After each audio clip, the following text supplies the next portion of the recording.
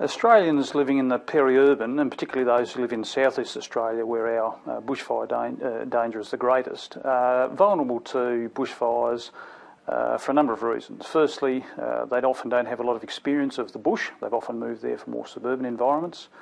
Secondly, they don't have a lot of experience of fire.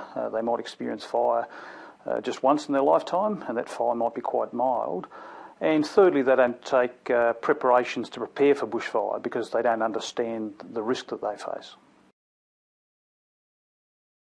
People can build resilience to bushfires by taking a number of steps. So the fire services around Australia encourage people to prepare their properties for bushfire regardless of whether they're going to stay and defend them or leave when fires threaten. So the first thing is to create a defendable space around your home. That is a fuel modified zone around your house that won't burn when fire threatens. And secondly, to ember-proof your home so that the embers that typically rain on a house during a bushfire can't gain a foothold in cracks in the walls and in underfloor areas and under deck areas and so on, under the eaves.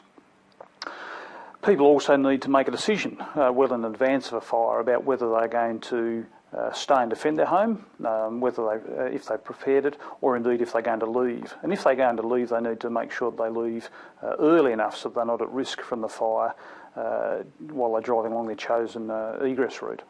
Often people who perish in fires perish in homes that haven't been adequately prepared.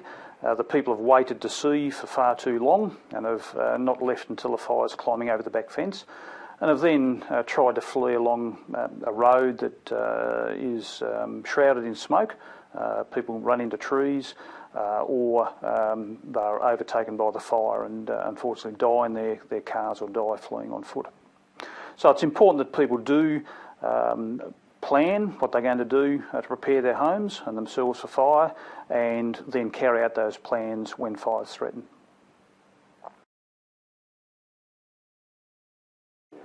Emergency services often use the initials PPRR to describe what it is we want people to do in regard to emergencies and what the fire and emergency services themselves do.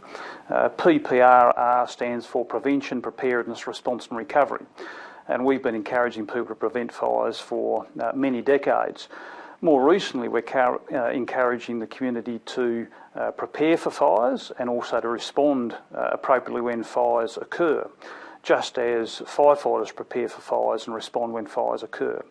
And more recently too, we've identified the role that fire agencies play in recovery, which is to protect those assets that the community values most, and also, and more importantly, the people in the community as well.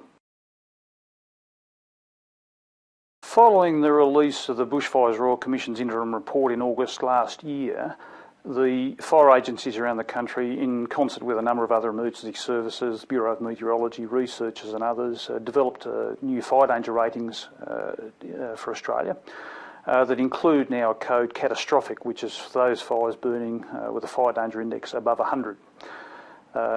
Fires can't be controlled under those circumstances. It's very difficult to defend homes. And it's important that we warn people when catastrophic conditions are forecast. So Australia developed revised arrangements for bushfire warnings and fire danger ratings, and we've been promoting those new arrangements very solidly over the last summer. We've run a comprehensive TV campaign explaining the new fire danger ratings and the new warning system.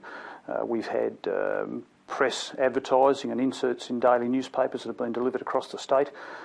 We've added additional material to our bushfire Prepare to Survive DVD, which was distributed to 55,000 homes across Tasmania over the last 4 summers now.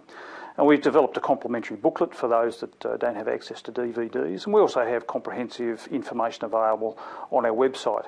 And all of this material is designed to increase the awareness of Tasmanians about the bushfire risk that they face.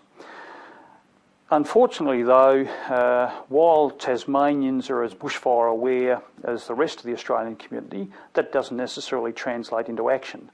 And what we found is that many people who are bushfire aware don't prepare their homes for bushfire. They don't make decisions about whether they're going to stay and defend their homes or leave early if fire threatens, they still tend to wait and see. And recent research has indicated for a number of fires across the Australian landscape that between 40 and 80% of Australians will still wait and see how a fire is going to affect them, and it's not until it's climbing over the back fence that they decide to leave. We're undertaking now a community development pilot program here in Tasmania. We're working closely with researchers from the University of Tasmania and the Bushfire Cooperative Research Centre to find out how best to tap into local community networks, to encourage people to act on the advice they've received from us and take action to prepare their homes and prepare themselves for bushfire. The community development pilots are occurring in 4 widely scattered settlements across Tasmania, and when that pilot draws to a close in March of next year, I'm confident that we'll roll out that program across the rest of the Tasmanian community. Those communities include Snug and Ferntree, Huntington Tier, and on the north-east coast, Binnelong Bay. All of those places have been subjected to fires over the last several years. Some have had fires more recently, and they're different communities, or the demographics are different in each of those communities. Some are commuter-type communities, and others are shack communities, and others are your more traditional peri-urban communities. Many Hobart suburbs, including Ferntree and Mount Nelson, and further south the townships of Margate and Snug, were severely impacted by the fires of 1967. Many people died, about 1,000 homes were burnt. They're particularly vulnerable because of the thickness of the bush that the homes are built in, and the closeness of the bush to those suburbs and townships. And it's critical in developing suburbs and towns of the future to try and push back the thick bush that impacts on places where people live in close proximity to each other. And we experience the same sorts of conditions in the townships of Marysville and Kinglake in Victoria, and Strathewen, where the bulk of the people died in the Victorian fires of 2009. Based on the experiences of the Victorian fires, Tasmania Fire Services has had a long, hard look at the way we deal with fires burning on bad days, when fires are burning out of control, and we've adopted a completely new approach. The number one priority now is to make sure that we issue timely warnings to the community. So an early focus of fire crews in the field is to get good intelligence back to the incident management team, so that warnings are framed early and distributed to the community. The second thing is to protect vulnerable people, and they are people who are trapped in the fire's path. They might be elderly people in nursing homes, people in hospitals, for example, who simply haven't had a chance to escape. They might also be people too that have taken refuge in community fire refuges and neighbourhood safer places. The third priority is to protect assets in the community that the community values. And they are assets that might bind the community together, such as the local school, the local pub, or the business that employs 80% of the adults in the population. It's important that we protect those assets to facilitate community recovery post-fire. The fourth thing that the Fire Service will focus on is stopping building-to-building ignition, and the townships of Marysville and Kinglake, for example, lost many homes due to building-to-building ignition, and if we can stop a domino falling over them, we'll save many homes.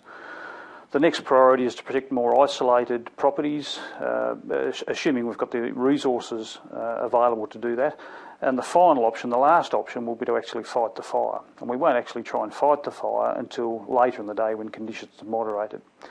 That sort of an approach will reduce the loss of life in bushfires of the kind that burnt in Victoria on the 7th of February in 2009, and will also significantly reduce the loss of property that caused so much heartache in Victoria, and is the reason why it's taken so long for the Victorian community to recover from those fires. The Tasmania Fire Service is also working in conjunction with local communities to develop community protection plans, and those plans will identify where vulnerable people are likely to be during fires, the assets that we need to protect, where we can access water, where safe access and egress routes are, and any particular areas that have got high fuel loadings that might need to be protected, and indeed where we might carry out mitigation works ahead of a fire. These plans will make sure that our response, particularly when fires are burning out of control, are more effective than they have been in the past. One of the criticisms from council assisting the Royal Commission, Jack Rush, has been that the bushfire policy that has been applied in Australia for the last 10 years or so has failed. And he argues that it's failed because most of the community who we encourage to prepare themselves for fire and then stay in the fend or leave early simply don't do that. They simply wait and see what's going to happen, and often too late. And for that reason, many perished in the Victorian fires. So what we need are better engineering solutions, recognising that behavioural changes are very difficult to implement across the community. So I suspect that out of the Royal Commission will come recommendations for better land use planning, better development control, better building standards for houses built in bushfire-prone areas, and other engineering solutions, better design or more use of fire-resistant tanks, fire-resistant hose fittings and pump fittings, things that will enable people to survive a fire even if they take no action to defend their homes. Other measures that are likely to become a feature of our response to bushfires in the future include community fire refuges and shelters, neighbourhood safe places, and also backyard bunkers. And those 3 or 4 options will give those who have decided to stay and defend their property and realise they can't, or those who have simply left it too late to leave, a number of options in the event that they can't stay with their homes. Another feature I suspect will be greater use of planned evacuations, and it's likely that evacuation plans will become a feature, at least in bushfire-prone areas, of community protection plans. I would urge people who are developing plans for communities to consider the dangers of development along ridgetops. Many lost their lives in Victoria when their homes along ridgetops were burnt. And I'd also suggest that building on steep slopes, particularly wooded slopes, is very dangerous, and again, planners ought to avoid developing communities on steep ground in bush areas.